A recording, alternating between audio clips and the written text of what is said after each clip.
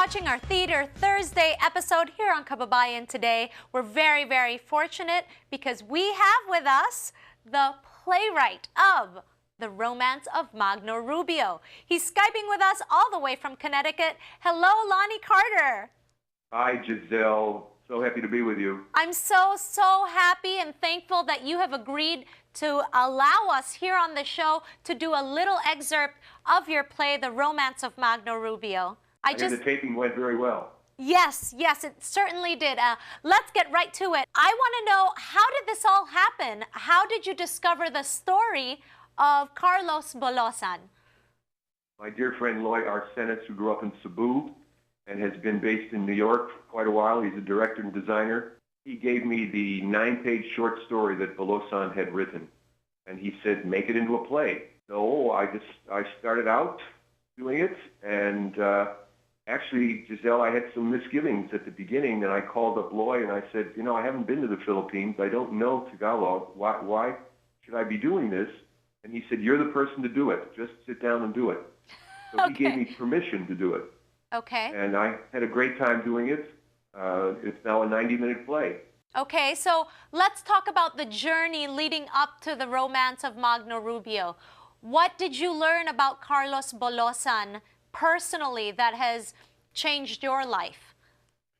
Well, Carlos Bulosan came to the States. He came to Seattle, actually. That was the port of entry of most Filipinos in the early 30s. He was 17 years old, and he knew no English whatsoever. And within about 10 years, he was writing short stories that the New Yorker magazine was publishing. Now, if that isn't an inspiration to anybody who's trying to be a writer, I don't know what is. He was also a labor activist. He started an organization, one of the founders of an organization that became the United Farm Workers. It was before Cesar Chavez. But he was an extraordinary guy. He died very, very young. He was 45 or so. He had tuberculosis. He wrote lots and lots of stuff. I think most Filipinos know his autobiography, which is America is in the Heart, one of the great autobiographies ever written. And I hope to adapt it for the stage at some point. Lonnie, there's hardly any Filipino stories about our experiences, and you have been very kind enough to write Magno Rubio. This production has opened all over the world. How does that feel? Oh, it feels great. I've been able to see just about every production. The most recent full production was at the end of 2012 in Singapore. And we did a great show there. And I think we're going to do a stage reading in Seattle in a couple weeks. So I will go out for that also. But it's been such a privilege to be part of Filipino history. And I've worked with so many great Filipino artists over the last, now going on 13 years. I probably worked with 100 Filipino artists, and they're all very generous and talented. I've been a very lucky man. Well, your Magnos have really been able to imbibe everything it is about the story that you're trying to say. I just want to thank you, not just in behalf of Kababayan Today, but the Filipino community. You've served as such an inspiration by being able to complete this work of art, and I want to say thank you so much for allowing our stories to cross over into mainstream. It's not been my privilege, and it's not a story just for Filipinos. It's a story of hope and dreams. I think it's for the entire world. Thank you so much.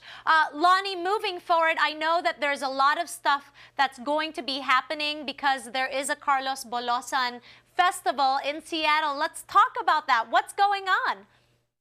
There are all sorts of events. Carlos Bulosan, again, he came to Seattle when he first came to America. His papers are at the University of Washington in Seattle. He's buried there. He told a story practically on his deathbed that he wanted people to come and visit the cemetery where he was buried and pour a bottle of cheap red wine over his grave. So I hope I get to do that. There will be various events, plus the stage reading of Magno Rubio, celebrating Bulosan and his life and his work. So I'm looking forward to that very, very much.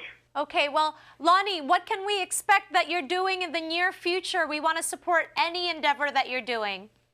Well, I got an email the other day, Giselle, from the Perseverance Theater in Anchorage, Alaska.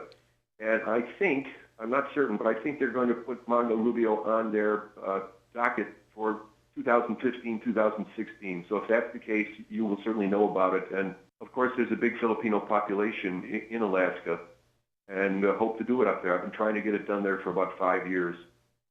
Okay, well, we're here to support anything that you're doing.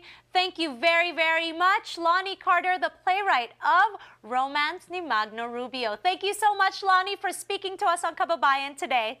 Maraming salamat. Mabuhay, Giselle. Mabuhay. We'll be back here on Kababayan today with the cast and the director of our short excerpt, kasama si Rodney To, Jello Francisco, and Eric Esteban. Wag po kayong aalis.